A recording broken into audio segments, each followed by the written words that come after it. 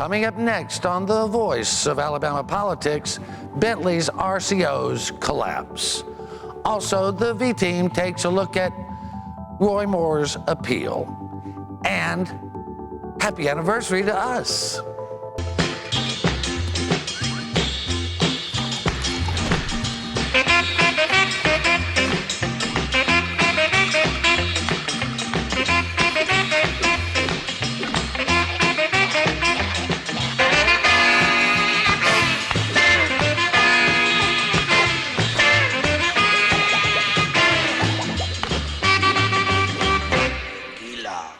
Do wrong, and you become the piñata.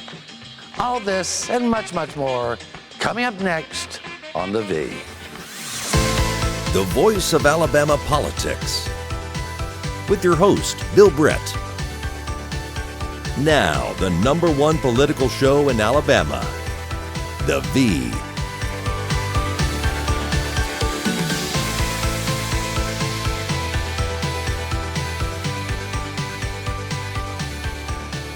Welcome to The Voice of Alabama Politics, where we tackle the tough issues so you have the hard facts.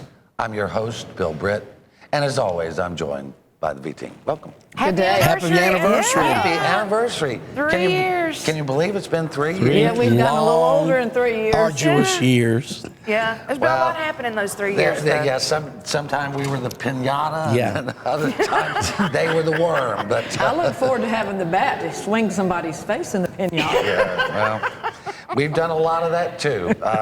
Hopefully, we've made the state a little bit better, informed our viewers a little bit more, and we can keep doing this for.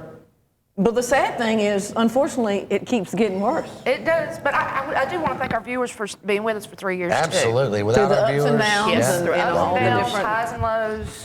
I know we all have had that. People come up to you and say, "Well, I see you every Sunday on television," and it's humbling, isn't it, Jack? Yes, it is. Probably not so much for Claire, because she's been famous for a long time. Oh, yeah, sure. Well, it amazes me the people that'll come up to you and Yeah. say they've seen the TV show. And tell you how much they appreciate it. It's really, really nice. Yeah, the people come up and say, "Susan, you look so beautiful." "Bill, you don't look as good as you do on TV." Yeah, people tell me I have a face only a mother could love. So Anyway, we're very Well, thankful. people feel informed. They really feel informed because there is no statewide TV or any outlet that really talks about politics. And we're very thankful we get the opportunity to do that. Last week, we talked about how APR, we had filed a lawsuit to intervene in the case for Chief Justice Roy Moore to have the records unsealed.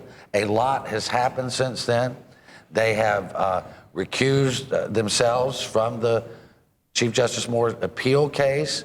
Which is no surprise to any of us, do you think? They've recused, and they decided to draw the names from a pool of retired judges.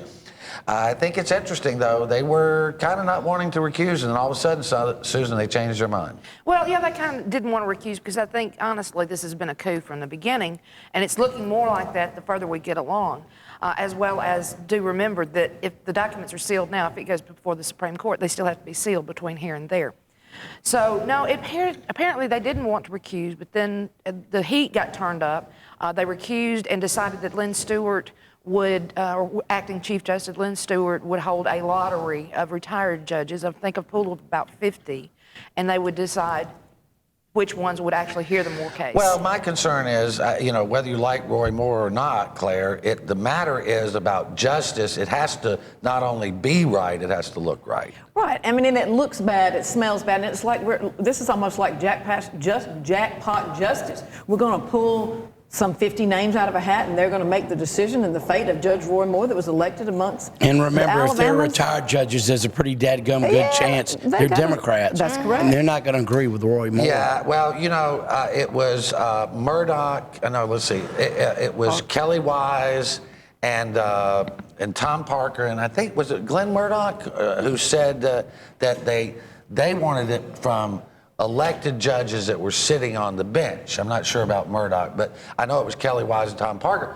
which they wanted them to be held accountable to the people, Jack, in making the decision. I think that's fair, and I think that's accurate. But that's not what they did. No, because All right, let's say this. This shouldn't have happened in the first place. Amen. Roy Moore should have kept his mouth shut, Yes. okay? Yeah. That's first and foremost. However, the shroud around the Judicial Inquiry Commission and the Court of the Judiciary, who don't want to release documents showing how they adjudicated this case, really makes you wonder. Yeah, I mean, when you're hiding something like that, that's a red flag. And I just think there's been politics behind this the whole way. Majority of those people on JIC, the inquiry committee, they don't like Judge Roy Moore. They've been doing everything they can to find a way to get rid of him, and it's wrong. But we're setting here's the upsetting thing. We are setting a really dangerous precedent here. That's right. For future problems that we have in the Supreme Court. Do we really want all of this politics to play into our judicial system as we go forward? No. No, we shouldn't. And Jack, I've talked to several lawmakers who say they're either going to do away with the JIC absolutely or limit what they can do. I really think they were not created to remove judges. They were created to protect judges. And that's what used to happen in the old days when people like Mark White were involved in the JIC. And maybe doing some discipline. But Tom Parker wants to have these canons declared unconstitutional. That's dangerous, too. But then there's the theory that having JIC report back to the legislature, that's also one of them, and let the legislature handle anything that has to do with an elected official. Well, now you get into a lot of politics. Good God It's Almighty. better than having appointed people judging an elected To official. me, if the guy's committed a crime, the DA in that county or the Attorney General ought to they ought to be under the same ethics laws that everybody else is in the sense that it goes before a district attorney and then it goes to the AG or whatever. Right, but you've always had these judicial canons of ethics that they've had to live and abide by. And they beefed them judges. up back after Perry Hooper was elected. Right. But in a situation like this, I think it's so unusual. You're talking about the Supreme Court of Alabama, the Chief Justice. To me, once they recused, I think really it probably should have gone to the 11th Circuit. I would agree. That's my personal opinion, because this was an issue that had come down from the United States Supreme Court, and Judge Moore had some different opinions with it. So I just feel like that's the fair way to go. But that's part of Moore's defense, is that he said this is a federal matter, not a state. But remember, the Southern Poverty Law Center filed a suit against him, or complaint against him and Tom Parker. Now, Tom Parker did less than Chief Justice Moore did. But look, I think it's very interesting that after they got the Moore decision, they turned around and decided to drop the Parker case altogether. I think Too they're much feeling pressure? the heat. Yeah, they're feeling the heat. I think exactly. And the fact that we let the Southern Poverty Law Center dictate our judicial system and branch, and that they can cause this kind of stir. Yeah, I don't And how think they had can any short-circuit business doing that. Short-circuiting due process here. Yeah. I think the heat got turned up on too much, and they Again, finally this had is to turn not loose. about Moore. It's about equal justice, is. due process, and equality under the law, which was exactly what the Supreme Court was doing when they made their ruling, whether you agree with it or not. We're going to have to leave it right there. You're watching The V, the voice of Alabama politics. We'll be right back with more news and analysis.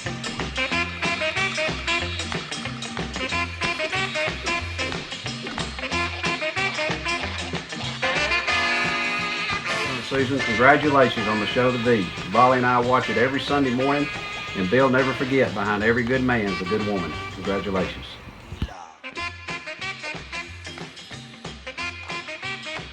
I'm Martha Morrow in Red Bay, Alabama, and I want to thank the V team for such an informative show and all your hard investigative work. And I want to say very happy anniversary.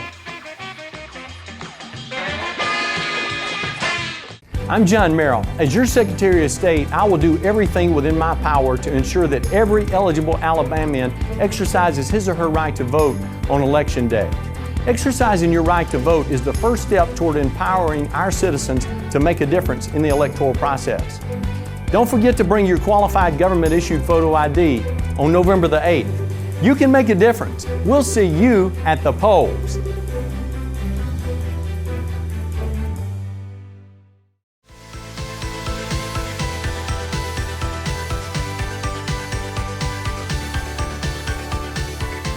Welcome back to the voice of Alabama politics. Welcome, Beth.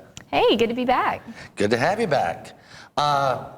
We've been talking about the Supreme Court, Acting Chief Justice Lynn Stewart, came in and fired Roy Moore's staff, even though his case is still on appeal. I mean, Jack, how do you do that? Fire somebody's staff like that? I don't think she had any business doing that. That's being heavy-handed, and it's being very mean and retaliatory. Look, they're so far behind on their cases over there. You get a case on appeal, it takes 2 and 3 years, and they want to go and fire law clerks and staff attorneys. That's ridiculous. I mean, she's just trying to flex her little muscle. Well, I think that little muscle could come back to haunt her because, I mean, the Sanctity of Life organization has filed an ethics complaint against Justice Stewart because of these acts and others. Susan, I mean, is the jit going to be fair? Is what's going to be good for the goose is good for the gander over here? I'm not sure about that. And then you were talking about challenging canons here and a lot of those things. I mean, this can turn into a real mess really fast. And it seems to be headed that direction right now. I mean, they're wanting to fire Roy Moore as well, get him to turn his keys in. They fired those people and get their keys turned in. This is really just, it's showing its political muscles. These shenanigans would not have gone on with Gorman Houston and Hugh Maddox and Champ Lyons and Perry Hooper and Harold C. All this crap wouldn't be happening up there. Well, the whole thing has just been so badly bungled. What it's turned into is the Supreme Court is being used as leverage for these organizations. And the fact is, like, the people of Alabama are the ones that have to be held accountable when it really comes down to it, because the people elect our justices to the Supreme Court, and the people are electing justices who aren't necessarily coming in here with what the law says with an impartial interpretation. They're coming in with an agenda, and this is what happens when you have attorneys with agendas on the Supreme Court. Well, I think one of the big agendas is the BCA, Business Council of Alabama, absolutely. And look, Moore gave them all the ammo. Gave them the ammo they needed to blow him out of the water. Okay, but the Business Council of Alabama has never wanted Roy Moore on the court because he will rule against businesses. They want people like Lynn Stewart, and they want people that will rubber stamp like Jim Maine and just say, oh, business is fine. I mean, Maine's wanting to run for governor. I mean, it's Bob Riley's guy. I mean, that's what we're hearing, Beth. I mean, how can that be? I mean, that's what I'm saying. These are all interests, and these are all like this. It has to come back down to the impartiality of the law and them interpreting the law the way it's intended to be interpreted. None of this is even, like you were saying, it doesn't have anything to do with Roy Moore. It doesn't have anything to do with the law at this point. It's all coming down to, we need a system of checks and balances so that we have a Supreme Court that works, because frankly, this whole thing's broken. Right, and still, instead of it coming down to that, it's coming down to a battle of the special interests. That's just the bottom line of what this is, and they're using the Supreme Court as the weapon. The happiest people in the world are the trial lawyers. They threw in the towel, and now they give money to Republicans, and that's the thing about Moore, though. He's a good judge, except on some of these fringy issues. Yeah, it's the social issues that get him caught up. But it's the social issues that get him elected too. Yeah, it is. That's I mean, out where we live, there's a whole lot of signs that say Judge Moore was right. Yes. Now, the Supreme Court has ruled that he was wrong, but did he do anything illegal? Because remember, Susan, the Court of the Judiciary didn't do what they were supposed to do, and that's unanimously decide to kick him off. They found some kind of ambiguous loophole. They did, and because you have to have a unanimous vote to kick him off, apparently they couldn't get that, which means there's some reasonable doubt into there whether he actually committed a crime or not. They came back with a suspension without pay for the remainder of his terms, which, limits him. That was a convoluted thing, wasn't it? Yeah, it really is, but you think about it, what it does is it doesn't allow Bentley to appoint another Chief Justice. It also doesn't allow That might be good for us. Moore to do any fundraising. Right. Or in the make meantime. political statements. Or make political statements. So this was a shadowy deal. They locked him down. The interesting thing to me is I want those records unsealed because we don't know who voted which way, who did what, and they're hiding them from us. It's funny, AL.com wrote about it, this guy Ken Falk, I don't know. Anyway, he said that he's writing about that someone, I guess he didn't know who, had issued, had requested to intervene in the case, and he said a press outlet. At least he didn't say blog. So we've gone from being a blog to a press outlet, Jack. So that's pretty Progress. good. Moving But on. just so Ken knows, it's the Alabama Political Reporter, Ken. Just check it out sometime. Yeah. I'm sure you do, because you couldn't get the stories without it. Yeah. Yep. Anyway, we didn't get to this a lot last week, but we're proud to announce that the Spencer Collier was exonerated by the special grand jury in Montgomery. That's certainly not the only thing we think that's going to come out of that grand jury, Jack.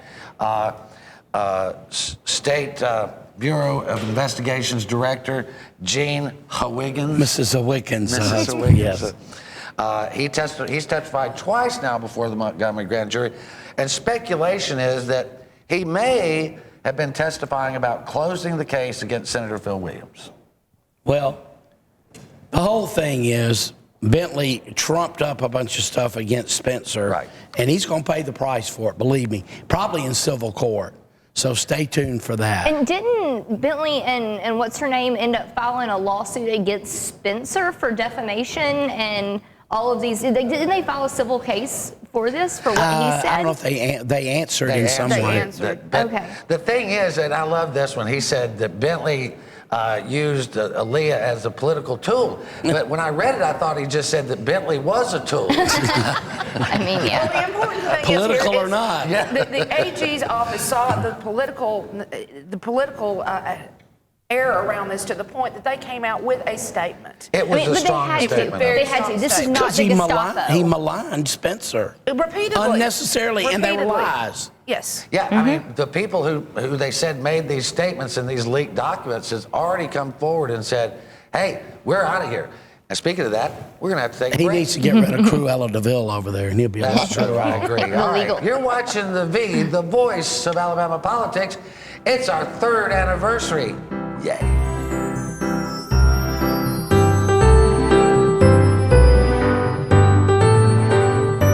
I'm happy to congratulate Bill and Susan Britt and the rest of the V team for the 3rd anniversary of being on the air. Hi, this is State Representative Johnny McMorrow, talking to you from Cypress Cove Farm in Red Bay, Alabama. I want to say, first of all, thank you to the V team, and especially I want to say happy anniversary.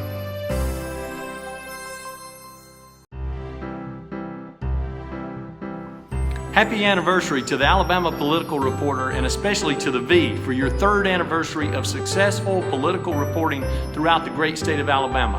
We wish you many, many happy returns. Happy 3rd anniversary to the V team.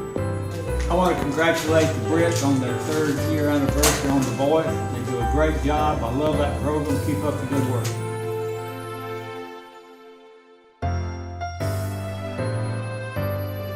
Welcome back to The V, the voice of Alabama politics. You know, I snuck up on your left. yeah, I I'm normally on the right. Something's wrong here. know. It could get We confusing. really need to get the graphics to do the poof every time we change into somebody Well, else. that's it. It's sort of that I dream of Jeannie kind of thing. But, You were taking, because normally I'm on Bill the dreams are right, clear. she's on the left because I am the right, she is the left. Well, we thought we just had to But confuse. sometimes I the know. left is right. Yeah, you know, that's that's what right. I'm here for. well, I'm thoroughly confused now. But one thing I'm not confused about is that the RCOs, the regional care organizations that we were promised were going to save Medicaid dollars and provide more funding is collapsing around the governor as we speak. Susan, UAB Health Systems has pulled out, and Viva Health has pulled out, the hospitals pulled out, the health providers pulled out. Big swath of the state now couldn't have an RCO if we... President of Children's Hospital says it won't work.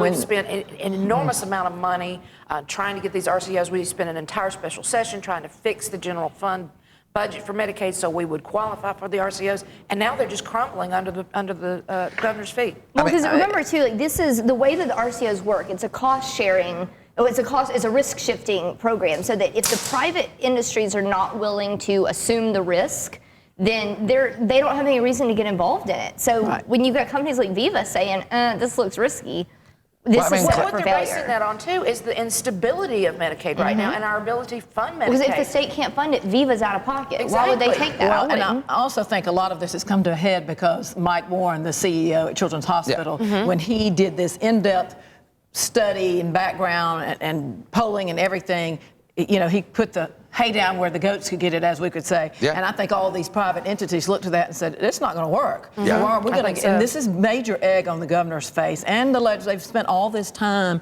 in these regional cares. And I remember last spring I had some lobbyists or companies up there saying, well, we're not going to get paid, so why are we going to do this? And I have to believe that the legislature was not well informed enough. I'm not putting this Misled, on yeah. them. I think they were misled as to where we were with these programs. But no, because no, I'm sorry, because they still, as of last week, they're putting RCO bids through contract review. You're right about that. $8 million last $8 week. million, and I hear Bingo Bob might have something to do with it. If you follow any stupid decision in Montgomery back, you will get to Bingo Bob. I guarantee it. I don't know how, but we will find it.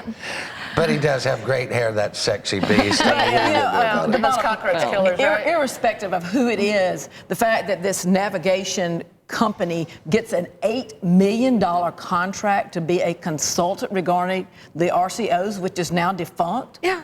I mean, shouldn't they go back Welcome and to cancel Alabama. this Have a nice contract? day. Well, I mean, this whole thing stinks to high heaven. I mean, and I talked to several lawmakers who said, look, this is just so far over my head. I'll tell you two guys that's not over their head, and one of them, you know, had to leave office because he committed a crime, and that's Greg Wren. And the other guy left office because they went after him politically. He left, and that's Henry Mabry. You get those two guys together, they probably kill each other, but they know this stuff. Well, they make petitions. You can put them in the same room. Just put a petition But I mean, between we got to them. have people in there that Like in understand this, jail. and lawmakers don't get it. And like Claire said, we're spending $8 million here, Yeah. we're spending $20 million there, and we don't have any answers. And for Well, all we the money have- we spent on consultants, we could have fixed it. We We have- could have. Well, I think even though this contract was signed, I think that Stephanie Azar and them need to look at this and maybe pull this back, They renege need- it or something they for need to these talk to RCOs. somebody that knows what That's they're egregious, talking I'm about. telling you. Yeah, I it agree. is. We've got smart people in Alabama. Let's put these smart people to work and fix this, because apparently what we've got going on now isn't working. No. Well, it isn't working, and it's not. And I just feel like we were misled at best and lied to at worst, because we were told one thing. And I talked to one of the people that sat on that original committee for 2 years and said, this is not the plan we approved. This is not what we went for. So anyway, it is what it is. Josh Moon, who's come to work for Alabama Political Reporter, great reporter, funny guy, and smart. He did an article showing that these video lottery terminals, Beth, are a big moneymaker for states that have a lottery. I mean, that is the future of lottery. And for states that have their ducks in a row enough to get a lottery, good for them. But I mean, this is the kind of stuff that Connie Rose Amendment would have prevented, even if we had been able to get a lottery. I mean, these are just these little machines, and they work just like a scratch off, but instead of getting that silver mess all over you, you just push a button on a computer screen, and it tells you if you win or not. The principle is the same. So why is it that we have so much pushback on electronic versus paper? And I just don't understand Well, I it. think And on top of that, I mean, the odds of something messing up electronically versus some scratch-off paper that somebody could, you know, we not enough of corruption in Alabama. Somebody could slip it on the table and say, oh, you didn't win it. I mean, let's be a little more fair with electronic. And just like you said, I mean, if the state can make money on it, I mean, why would she want to put an amendment? And the other thing that raises a red flag to me, because she did do that amendment, and here she's sitting on the governor's gaming task force. Yeah, she is. We've And we've got to put some hope in this task force to straighten this out. Look at it, Susan. Medicaid. We've got Medicaid is falling apart. The RCO is falling apart. We can't fund Medicaid. We've got to do something.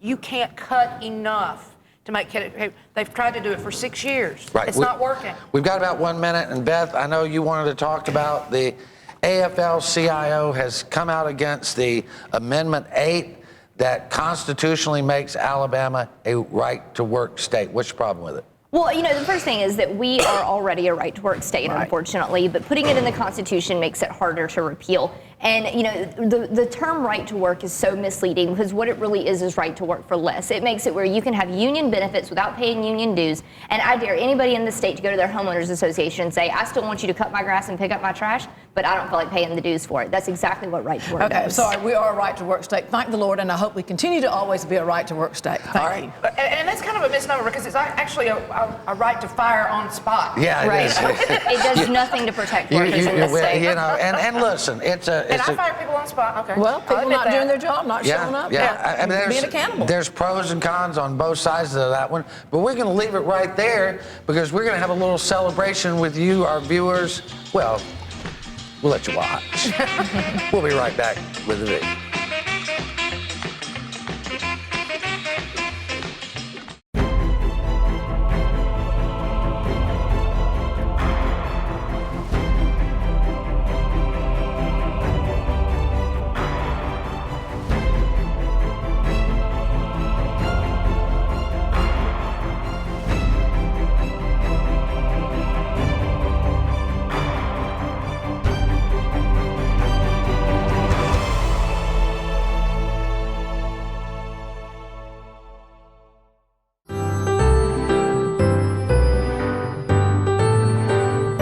Welcome back to The V, the voice of Alabama politics.